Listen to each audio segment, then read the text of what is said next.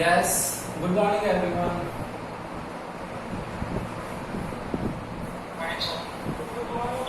Good morning, good morning. Good morning बेटा, good morning. Yes, तो आज की क्लास स्टार्ट करेंगे हम लोग. मैंने कल आप लोगों को कल मैंने जो करवाया था टॉपिक वो दिया था आप लोगों को critical angle and total internal reflection का. यस, सबको क्लियर है? Critical angle and total internal reflection. Critical angle क्या था? The angle on which refraction angle becomes 90 degree, then that incident angle is known as critical angle. मतलब incident angle की ऐसी value जिस पर हमारा रिफ्रैक्शन जो है वो 90 डिग्री हो जाए. It means parallel to transparent surface हो जाए.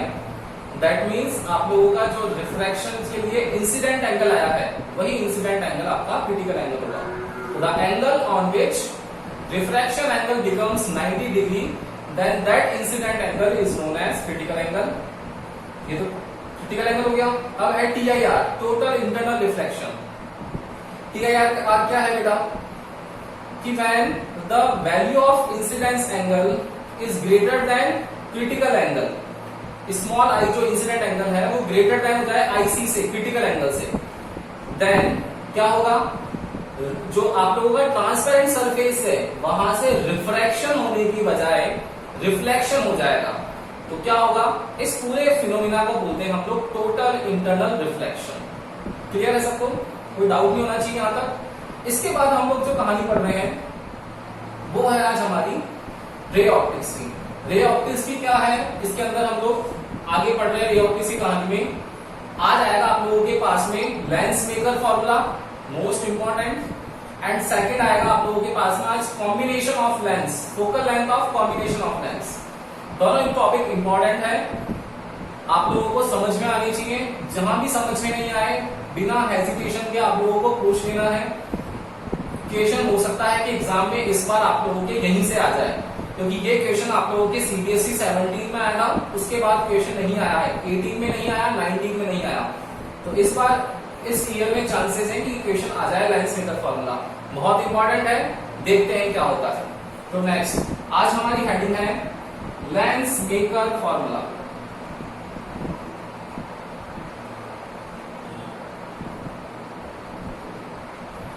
लेंस मेकर फॉर्मूला क्या होता है? Lens maker formula, lens maker formula होता है रिलेशन.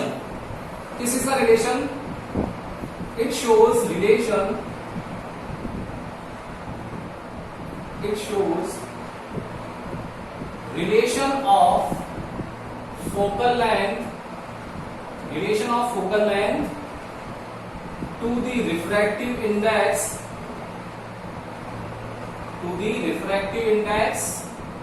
रिफ्रैक्टिव इंडेक्स को डिनोट करते हुए आए हम लोग ईटा से. Refractive index and radius of curvature, and radius of curvature of lens. अब लेंस जो हम लोग यूज करते हैं वो मोस्टली हम लोग कॉन्वेक्स लेंस यूज करते हैं. मैंने आप लोगों को एक लाइन सिखा रखी है कि मार्केट में आप लोगों को मिरर और लेंस लेने जाना है. तो मिरर में आप लोगों को दो मिरर है, कॉनकेव मिरर, कॉन्वेक्स मिरर. तो मार्केट से खराब चीज उठा के लेके आओगे, अच्छी चीज उठा के लेके आओगे? डेफिनेटली हम लोग अच्छी चीज लेके आएंगे. तो दोनों मिरर में से अच्छा मिरर कौन सा है? Concave mirror. क्यों? क्योंकि concave mirror real image form करता है. केवल एक केस ऐसा होता है जब ऑब्जेक्ट को हम लोग फोकल लेंथ एंड पोल के बीच में प्लेस कर देते हैं, तब वो वर्चुअल इमेज फॉर्म करता है, केवल एक सिंगल केस में. बाकी मैक्सिमम 99% वो सारी जो इमेजेस फॉर्म करता है वो रियल इमेज फॉर्म करता है. इट मींस कॉनकेव मिरर बहुत अच्छा है और convex mirror virtual image form करता है, इसलिए कोई काम का नहीं है. लेंस में उल्टा है. लेंस में convex lens real image form करता है और कॉनकेव लेंस जो होता है वो वर्चुअल इमेज फॉर्म करता है. तो मार्केट में अगर हम लोग लेने जा रहे हैं तो मिरर खरीदेंगे कॉनकेव और लेंस खरीदेंगे कौन सा? कॉन्वेक्स. याद रखना ये. आप लोगों के प्रैक्टिकल्स होंगे, प्रैक्टिकल्स में भी आप लोगों के सेक्शन बी प्रैक्टिकल जो होगा उसमें 10 प्रैक्टिकल्स में से 4 प्रैक्टिकल्स जो हैं वो इस चैप्टर के हैं. और चैप्टर के कौन से? कॉनकेव मिरर और कॉन्वेक्स लेंस वाले. अब सोचो कितना इजी है आप लोगों का 4 प्रैक्टिकल, तो फटाफट से हो जाएंगे ऑप्टिकल बेंच वाले.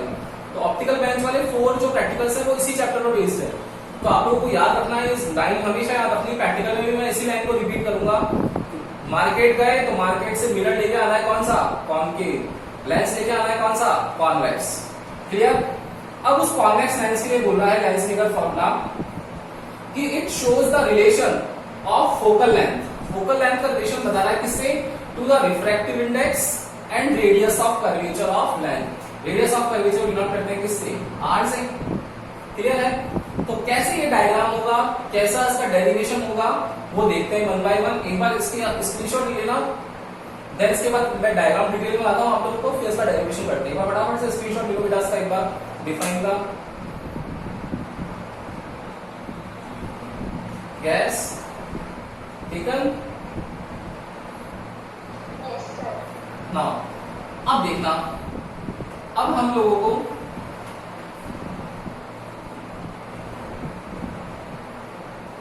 लेंसमेकर फॉर्मूला के बारे में स्टडी करेंगे। आप लोगों के पास में कॉन्वेक्स लेंस है। इस कॉन्वेक्स लेंस में मैंने आप लोगों को कल बताया था कि ये लेंस की क्या है, प्रिंसिपल एक्सिस है। इस प्रिंसिपल एक्सिस में लेंस एल डैश है। तो ये पोर्शन जो है, ये वाला पोर्शन, इसका ये मिड पॉइंट क्या कहलाएगा, पोल P1। इस वाले का पॉइंट का क्या कहलाएगा, पोल P2। तो अब हमारे पास 2 रिफ्रैक्टिव सरफेस हो गई, 2 रिफ्रैक्टिव सरफेस हो गई। कौन कौन सी हो गई, फर्स्ट रिफ्रैक्टिव सरफेस हो गई L P1 L dash and second हो गई L P2 L डैश। मतलब अगर मैं बोलता हूं आप लोगों के पास में एक रिफ्रैक्टिव सरफेस है, तो यहां से लाइट आएगी और क्या होगा, उसका रिफ्रैक्शन होगा। मैंने अगेन यहां पर एक सरफेस लगा दी, तो फिर बताओ अगेन रिफ्रैक्शन होगा ना। इट मींस जितनी ज्यादा सरफेस होगी उतना ही नंबर ऑफ रिफ्रैक्शन होंगे। आप लोग बोलोगे कि sir L P1 L dash एक सरफेस रिफ्रैक्टिव सरफेस, दूसरी रिफ्रैक्टिव सरफेस है L P2 L dash. It means इस कॉन्वेक्स लेंस से जो इमेजेस बननी चाहिए वो कितनी बननी चाहिए, यस बताओ, कोई बताएगा मुझे। भाई रिफ्रैक्टिव सरफेस से इमेज बनेगी ऑब्जेक्ट की, ये तो पता ही है आप लोगों को। तो एक सरफेस देखो, एक ऑब्जेक्ट से कितने बन रहा है, एक इमेज। फिर ये जो इमेज होगा इस वाली सरफेस से क्या बन जाएगा, ऑब्जेक्ट। तो इस ऑब्जेक्ट की यहां इमेज बनेगी। मतलब कितनी इमेज बन गई हमारे पास, 2 इमेज बन गई ना। इट मींस यहां से L P1 L डैश से भी एक रिफ्रैक्शन होगा, एक दूसरा रिफ्रैक्शन होगा L P2 L डैश से। मतलब कितनी इमेज बनेगी हमारे पास, 2 इमेज बनेगी। क्लियर है। अब देखो दूसरी चीज, ये वाला जो पार्ट है देखना, L P1 L dash, L P1 L dash, इसका अगर मैं आप लोगों के पास में स्क्वायर बनाऊं तो स्क्वायर कैसा बनेगा बेटा, इस तरफ बनेगा ना स्क्वायर इसका। मतलब इस पोल P1 का C1 किस तरफ होगा, इस तरफ, और फोकस कहां होगा, यहां पर होगा। क्लियर। अब मैंने यहां पर दूसरी सरफेस बना दी L P2 L डैश। अब देखो इस वाले का कहां पे बनेगा, इस वाले का यहां बनेगा C2। क्लियर है ना। तो यहां पर मुझे क्या करना पड़ेगा, यहां मेरा ये जो L P1 L डैश है इसका C1 बनेगा यहां पर, and L P2 L dash है इसका बनेगा C2 यहां पर। क्लियर। अब मुझे रिफ्रैक्शन करवाना है। रिफ्रैक्शन देखते हैं बेटा कैसे होगा, सब जगह देखना ध्यान से। मुझे यहां पर आप लोगों के पास नॉर्मल डिसाइड करना पड़ेगा, कैसे करेंगे वो देखो, सब जगह देखना। लेट सपोज एक ऑब्जेक्ट प्रेजेंट है, ऑब्जेक्ट, इस ऑब्जेक्ट को डिनोट करा था हम लोगों ने O से, और यहां से ऑब्जेक्ट से जो लाइट है वो इंसिडेंट हो रही है। ये देखो इस पॉइंट पर इंसिडेंट हुई है। तो जिस पॉइंट पर इंसिडेंस होती है उस पर पॉइंट ऑफ इंसिडेंस पर नॉर्मल ड्रॉ करना पड़ता है। तो नॉर्मल ड्रॉ करो। तो बताओ इसके लिए नॉर्मल जो ड्रॉ होगा वो C2 से होगा या C1 से होगा। नॉर्मल सेंटर ऑफ कर्वेचर से होता है ना, मिरर में बताया था मैंने, लेंस में बताया था। कहां से होगा बताओ, यस मेरा नॉर्मल कहां से ड्रॉ होगा, C1 से और C2 से। बोलो भाई, वैभव, सौम्या, अच्छा सौम्या नहीं है, आयुषी, अजमत, मिलिंद, यश, कुणाल, गर्विता, कोई भी? No one? देखो C1 से बनेगा नहीं बनेगा ये बताओ मुझे भाई। देखो LP1 L डैश, इस LP1 L डैश के लिए स्फीयर मेरा ये वाला होगा, तो सेंटर ऑफ कर्वेचर कौन सा होगा? C1। तो ये देखो इसका मुझे नॉर्मल बन गया, मेरा ये नॉर्मल होगा इस वाले के लिए, होगा या नहीं होगा? बिल्कुल होगा। अब देखना ये वाला मीडियम कौन सा है बेटा मेरा? Real medium. ये वाला मीडियम कौन सा है मेरा? Dense medium. और अगेन बाहर वाला कौन सा है? Real medium. तो रिफ्रैक्टिव इंडेक्स जो होता है मीडियम पे डिपेंड करता है, मैंने बताया था आपको नेचर ऑफ मीडियम पे करता है। तो जो रेयर है उन दोनों का रिफ्रैक्टिव इंडेक्स कैसा होगा? सेम होगा। और डेंस होगा उसका रिफ्रैक्टिव इंडेक्स क्या होगा? डिफरेंट होगा। अब बताओ मुझे लाइट जो है मेरी वो रेयर टू डेंस में जाती है, तो रेयर टू डेंस में टूवर्ड्स दी शिफ्ट होगी, टूवर्ड्स दी नॉर्मल शिफ्ट होगी। देखो तो यहाँ पर ये नॉर्मल है, तो टूवर्ड्स दी नॉर्मल मतलब ये जानी चाहिए थी कहाँ? सीधी, लेकिन चली गई कहाँ? Towards the normal. तो टूवर्ड्स दी नॉर्मल बताओ इसकी इमेज यहाँ बनेगी या नहीं बनेगी? बताओ मुझे, बोलो इमेज बनेगी क्या इसकी? नाउ अब देखना जैसे ही यहां लाइट गई तो आप लोगों के माइंड में एक क्वेश्चन आएगा कि सर देखो यहां से जो लाइट गई है इस लाइट के लिए इस पॉइंट पर LP2 L डैश पर एक रिफ्रैक्टिव सरफेस और आ गई ना सर? देखो ऑब्जेक्ट की सर इमेज बना दी आपने, इस ऑब्जेक्ट O की इमेज बना दी मैंने I, यहां से बना दी फर्स्ट से, ये फर्स्ट से। अब क्या होगा? ये सेकंड सरफेस ही तो है, तो सेकंड सरफेस से अगेन रिफ्रैक्शन होगा। देखो ये सेकंड सरफेस है, तो इस लाइट का अगेन यहाँ रिफ्रैक्शन होना चाहिए नहीं होना चाहिए? बिल्कुल होना चाहिए ना। तो इस पॉइंट पर फिर रिफ्रैक्शन होगा। रिफ्रैक्शन का पता कैसे पड़ेगा? नॉर्मल से। तो यहाँ पर क्या होगा?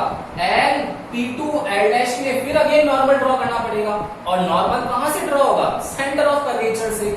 तो for LP2 L dash my center is C2. Now I draw the normal from the point C2. Clear? That is my normal. अब देखना इस पॉइंट से यहां से रिफ्रैक्शन हुआ है, तो मुझे बताओ कि जब लाइट डेंस टू रेयर जाएगी तो डेंस टू रेयर बताओ क्या होगा बेटा? डेंस टू रेयर में अवे फ्रॉम दी नॉर्मल होगा। अब देखो अवे फ्रॉम दी नॉर्मल होगा तो जानी चाहिए थी ये लाइट किस तरफ? यहां से आ रही है, तो टूवर्ड्स दी नॉर्मल होती तो ये तो चली जाती। अगर स्ट्रेट जा रही तो ये जा रही है, और अवे हो रही है। अवे मतलब क्या होगा? यहां से लाइट अवे हो गई क्या? देखो ये एंगल आ गया मेरा away from the normal. It means मेरे इस फाइनल इमेज के लिए इस वाले इमेज ने क्या काम किया? ऑब्जेक्ट का काम किया क्या? बोलो किया ना भाई। इस इमेज यहां से फर्स्ट से जो मेरी इमेज बनी, इसी इमेज का अगेन रिफ्रैक्शन हुआ, तो ये इमेज जो है इस सरफेस के लिए ऑब्जेक्ट जैसे बिहेव करेगी नहीं करेगी? बिल्कुल करेगी। मतलब मेरा यहां से जब रिफ्रैक्शन हो गया, तो जब यहां से रिफ्रैक्शन हुआ लाइट का, तो ये लाइट जो है इसका सेकंड अगेन रिफ्रैक्शन हुआ, मतलब ये इस जगह पर ऑब्जेक्ट था। इट मींस इस ऑब्जेक्ट की फाइनल इमेज यहां बन गई। मतलब मेरा ये जो है इसको मैंने डिनोट कर दिया I डैश। ये क्या है? मेरा प्रीवियस इमेज है, प्रीवियस इमेज है जो बिहेव करेगी, बिहेव एज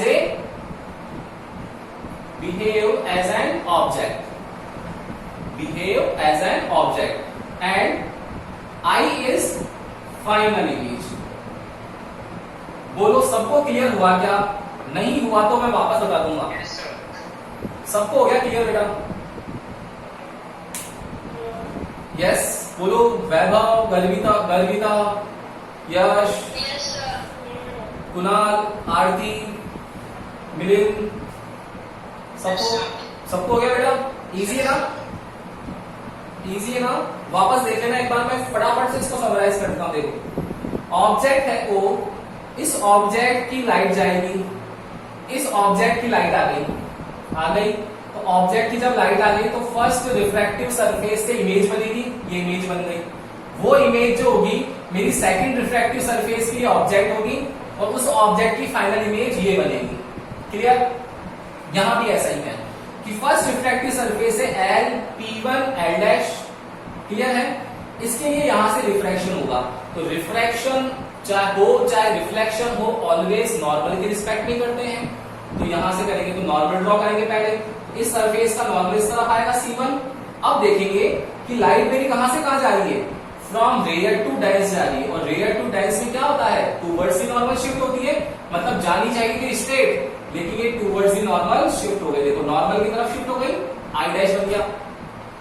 लेकिन जब ये लाइट यहां पर इसने इमेज बनाई तो हम लोगों ने देखा कि ये लाइट यहां से भी तो रिफ्रैक्ट हुई है, L P2 L dash surface से भी रिफ्रैक्ट हुई है। तो इस सरफेस से जब रिफ्रैक्ट होगी तो यहां पे भी बनाना पड़ेगा। यहां पे कैसे करेंगे कि हम लोग L P2 L डैश में नॉर्मल ड्रॉ करेंगे, वो नॉर्मल C2 पर आएगा। नाउ अब मुझे यहां नॉर्मल ड्रॉ करना है, तो क्या होगा, डेंस टू रेयर जा रही है, तो डेंस टू रेयर के लिए क्या होगा, अवे फ्रॉम दी नॉर्मल, तो जानी चाहिए थी स्ट्रेट, लेकिन अवे फ्रॉम दी नॉर्मल, तो नॉर्मल से देखो दूर हट गई, इसकी फाइनल इमेज आई बन गई। तो ये फाइनल इमेज है, कहां से बनी है, इस वाली इमेज से, मतलब ये मेरा क्या कर रहा है तो इमेज ही प्रीवियस, लेकिन बिहेव कर रहा है एज एन ऑब्जेक्ट। और ये इमेज किसकी बनी हुई है, इस वाले ऑब्जेक्ट की। आ गया क्या सबको समझ में बेटा, बोलो यस और नो, आ गया ना।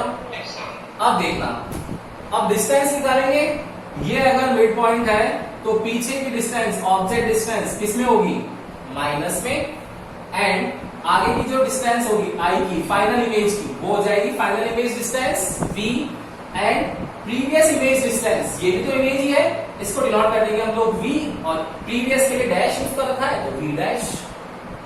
ठीक है, अब फॉर्मूला लिखना है, तो फॉर्मूला क्या होता है, फॉर्मूला आप लोगों को यहाँ पर एक बार समराइज करना पड़ेगा। इसका जो नेक्स्ट टॉपिक आएगा उसमें वो फॉर्मूला कैसे प्रूव होगा वो भी बता दूंगा मैं आप लोगों को, लेकिन अभी के लिए फॉर्मूला ध्यान रख लो। क्या फॉर्मूला ध्यान रखना है बेटा, वो देखना, वो फॉर्मूला मैं आप लोगों को यहाँ बताने वाला हूं कि फॉर्मूला है आप लोगों के पास में, रिफ्रैक्टिव इंडेक्स लिखना है आप लोगों को, रिफ्रैक्टिव इंडेक्स, एंड यहां लिखना है इमेज, डिवाइड में इमेज माइनस रिफ्रैक्टिव इंडेक्स लिखना है फिर, और फिर लिखना है क्या, ऑब्जेक्ट इक्वल्स टू, जो भी ऊपर है उसको यहां पर माइनस करके लिखना है, फर्स्ट माइनस सेकंड, मतलब मैं अगर इसको फर्स्ट ले लूं इसको सेकंड ले लूं तो ये क्या हो जाएगा, eta1 माइनस eta2, और डिवाइड करना है किसको, रेडियस को। क्या फॉर्मूला है कि जो रिफ्रैक्टिव इंडेक्स है वो refractive index divided by image, refractive index divided by object, ऊपर जो भी है eta2 होता तो eta2 माइनस eta1, अगर eta1 है तो eta1 माइनस eta2, देन उसके नीचे जो डिनोमिनेटर में आएगा वो आ जाएगा रेडियस ऑफ कर्वेचर। ये फॉर्मूला है, कैसे प्रूव होता है वो मैं बता दूंगा आप लोगों को। आप लोगों का जो 30% सिलेबस रिड्यूस हुआ है उसमें से इस फॉर्मूले को हटा दिया गया है, जो 30% सिलेबस रिड्यूस हुआ है उसमें से इस फॉर्मूले को हटा दिया है। तो वैसे तो नहीं करवाना चाहिए आप लोगों को, नहीं करवाना चाहिए ना, लेकिन आप लोगों को मैं करवाऊंगा क्योंकि इस टॉपिक के लिए वो नेसेसरी है। तो अभी के लिए आप लोग सोच लो कि ऐसा कोई फॉर्मूला है, नेक्स्ट क्लास में मैं आप लोगों को करवा दूंगा। देखो उधर देखा ध्यान से, सब जगह देखना आप कैसे लिख रहे हैं। तो क्या होगा, from L P1 L dash, from L P1 L dash से, देखना बेटा इस L P1 L डैश से इमेज कहां बनी है बेटा, बताओ L P1 L डैश की इमेज कहां बनी है, I डैश, I डैश बनी है ना, और I डैश कहां से गया है, कौन से मीडियम से गया है, eta2 से। तो क्या लिखेंगे सबसे पहले, eta2 ओवर उसकी इमेज डिस्टेंस कितनी है, v डैश, साइन लगाएंगे माइनस का, फिर अब ऑब्जेक्ट का नंबर है, ऑब्जेक्ट का, तो ऑब्जेक्ट कहां प्रेजेंट है, ये रहा ऑब्जेक्ट, इसकी डिस्टेंस कितनी है u, कौन से मीडियम में है, eta1 में, तो क्या आ जाएगा eta1 upon u equals to, मैंने क्या बताया, ऊपर वालों को माइनस करना है, तो ऊपर वालों को माइनस करेंगे तो क्या आ जाएगा, देखो eta2 माइनस eta1 ओवर, अब इस सरफेस से हुआ है तो L P1, तो P1 के लिए C1 इधर आ रहा है तो इसकी रेडियस भी कितनी होगी, R1 होगी, R1, बोलो आया क्या समझ में, फॉर P1 के लिए रेडियस कितनी हो जाएगी, R1, इस P2 के लिए इधर आएगा तो P2 और C2 की डिस्टेंस कितनी हो जाएगी, इस P2 और C2 की डिस्टेंस कितनी होगी, R2 इस P1 और C1 की डिस्टेंस कितनी होगी? R1। ठीक है, ये लिख दिया, इसको दे दिया equation first. Again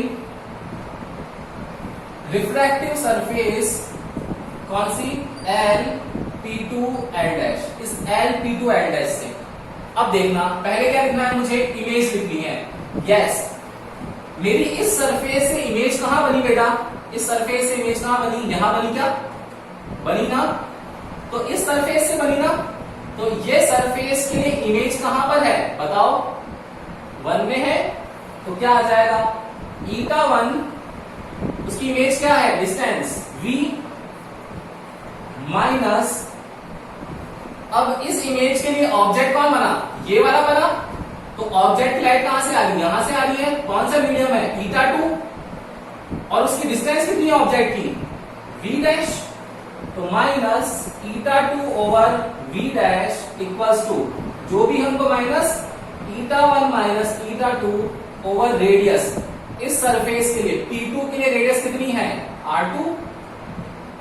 equation second. बोलो, आएगा समझ? यस, सबको आ गया बेटा? बोलो, आ गया ना? वापस बताऊंगा एक बार? वापस बताऊं? देखो, ध्यान से देखना, सब जगह देखो। मैंने क्या बोला आप लोगों को? मैंने बोला आप लोगों को कि एक फॉर्मूला है रिफ्रैक्टिव सरफेस का। क्या फॉर्मूला है बेटा? कि आप लोगों के पास रिफ्रैक्टिव इंडेक्स लिखो, डिवाइड करो किससे? इमेज डिस्टेंस से, माइनस का साइन लगाओ, रिफ्रैक्टिव इंडेक्स लिखो, ऑब्जेक्ट ऊपर जैसा भी है η1 और η2 है तो η1 माइनस η2। अगर η2 पहले लिखा हुआ है तो η2 माइनस η1, क्योंकि चेंज हमेशा ग्रेटर में से लेसर को माइनस करते हैं। 11th क्लास फर्स्ट डे ही सिखा दिया था मैंने आप लोगों को, बड़े में से छोटे को माइनस करना है। तो जो भी बड़ा होगा यहाँ पहले लिखा जाएगा, η1 या η2 माइनस करेंगे, देन उसके बाद रेडियस ऑफ कर्वेचर आएगी। ये फॉर्मूला आप लोगों ने सीख लिया। इस फॉर्मूले को इंप्लीमेंट कैसे करना है, इसमें कैसे करना है वो बता देता हूं आप लोगों को। देखना, यहां पर देखना सब जने, रिफ्रैक्टिव सरफेस फर्स्ट कौन सी है? यस बोलो, LP1L' है क्या? है ना, LP1L'। बोलो, LP1L'। इस LP1L' से मेरी इमेज कहां बन रही है? यस, इस वाली सरफेस से इमेज कहां बनी? I' बनी। तो I' की डिस्टेंस कितनी है? v' है। अब ये कहां से बना? सेकंड मीडियम से बना ना भाई, यहां से इमेज आ रही तो ये मीडियम कौन सा था? सेकंड। तो क्या आ जाएगा बताओ? रिफ्रैक्टिव इंडेक्स सेकंड का, और इमेज क्या हो जाएगी? डिस्टेंस v', ये v'। क्लियर? नाउ माइनस का साइन। अब हम लोगों को लिखना है ऑब्जेक्ट के लिए। ऑब्जेक्ट मेरा कहां अवेलेबल है? फर्स्ट में। तो क्या आएगा? η1 कितना आएगा? η1 over object distance, and my object distance is u। Now subtract the numerator term n2 minus n1 divided by radius of curvature. Now radius of curvature for LP1L', for LP1L' complete the sphere. ये देखो, sphere complete किया। Now radius is r1, got it? Now for LP2L', इस LP2L' की देखो, इस refractive surface के लिए अगर मैं स्फीयर कंप्लीट करूं तो मेरा रेडियस ऑफ कर्वेचर कौन सा आएगा? R2। क्लियर? अब इस R2 के लिए मुझे वैल्यू लिखनी है, तो R2 के लिए क्या लिखेंगे बेटा? LP2L'। इस LP2L' के लिए इमेज कौन सी बनी? इस LP2L' की इमेज बनी कौन सी? ये वाली। और इस सरफेस के लिए ऑब्जेक्ट जैसे बिहेव किसने किया? इसने। तो प्रीवियस इमेज जो है मेरी बिहेव करी है एज एन ऑब्जेक्ट। तो अब क्या लिखेंगे? पहले इमेज लिखेंगे। बताओ इमेज कहां अवेलेबल है मेरी? इमेज कहां है? रिफ्रैक्टिव इंडेक्स η1 में। तो क्या आ जाएगा? η1 ओवर इसकी डिस्टेंस कितनी है? v माइनस प्रीवियस इमेज ये बनी है, कौन से मीडियम से बनी है? सेकंड मीडियम से। तो क्या आएगा? η2 ओवर ऑब्जेक्ट, इस बार ऑब्जेक्ट ये बन गया। क्या आ गया? η1 माइनस η2 ओवर r2। आया क्या समझ में? यस और लोगों? सबको आ गया बेटा? कंफर्म आ गया? बस अब तो कुछ नहीं करना है। देखो अब मुझे इस इक्वेशन फर्स्ट और इक्वेशन सेकंड को ऐड करना है। एक बार इसका स्क्रीनशॉट ले लो पूरे का। अब डेरिवेशन करते हैं इसका आगे का। फटाफट से स्क्रीनशॉट ले लो।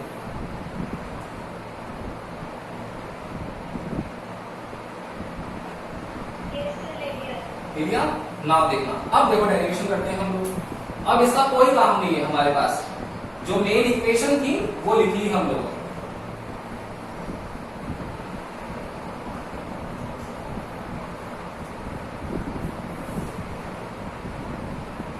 देखो ये इक्वेशन फर्स्ट है,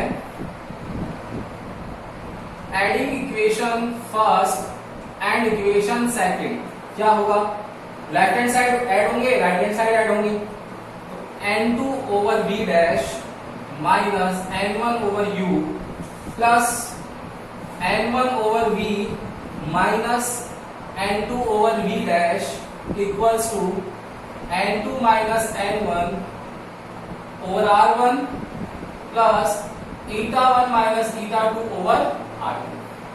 क्लियर? नाउ देखो कौन सी टर्म्स कैंसिल हो रही है? कुछ हो रहा है क्या कैंसिल? ये प्लस और ये माइनस कैंसिल हो गया। इसको मैं रीअरेंज करके लिख दूं तो eta1 over v minus eta1 over u equals to, यहां क्या कॉमन आ जाएगा? eta2 minus eta1 over r1 plus इसमें से मैं माइनस कॉमन ले लूं तो क्या आ जाएगा? eta2 minus eta1 over r2। देखना यहां eta1 कॉमन ले लें तो पीछे क्या बचेगा? 1 over v minus 1 over u। यहां पर क्या कॉमन दिख रहा है? eta2 माइनस eta1 ब्रैकेट में 1 over r1 minus 1 over r2। Clear? इस eta1 को ट्रांसफर कर दो, therefore 1 over v minus 1 over u eta2 minus eta1 over eta1 1 over r1 minus 1 over r2। इसका डिवाइड करेंगे तो क्या आ जाएगा? 1 over v minus 1 over u eta2 over eta1 minus 1 over r1 minus 1 over r2।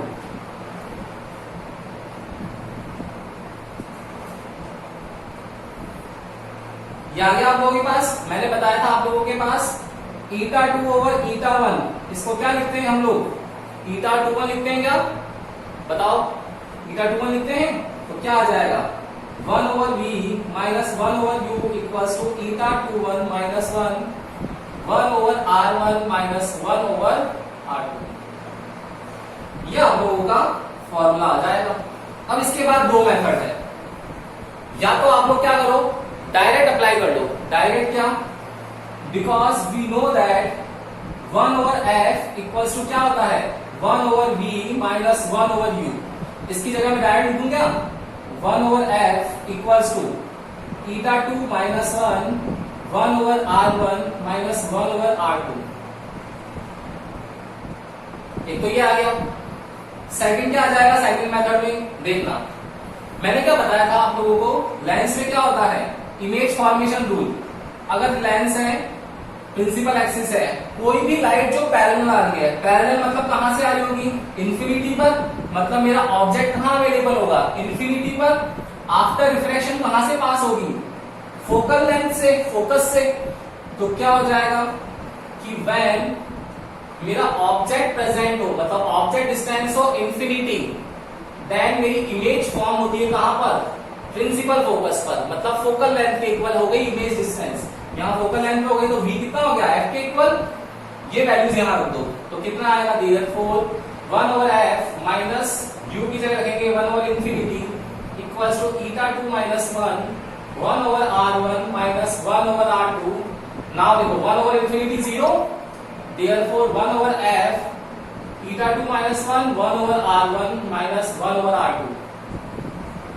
दोनों में से prefer करना है ये वाला मेथड। याद रखना कि ऑब्जेक्ट जब इंफिनिटी पर प्लेस्ड होता है तो पैरेलल लाइट्स आती है ऑलवेज, और आप लोगों को इमेज फॉर्मेशन रूल से पता ही है कि पैरेलल लाइट्स जो होती है वो ऑलवेज प्रिंसिपल फोकस से पास होगी। इट मींस इमेज लेंथ होगी मेरी f इक्वल्स टू v।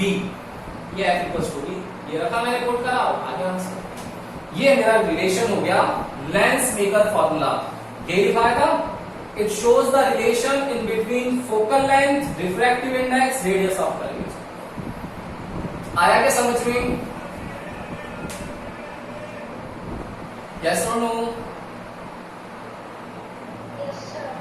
आ गया? सबको समझ में आ गया? स्क्रीनशॉट ले लो बेटा इसका एक बार फटाफट से।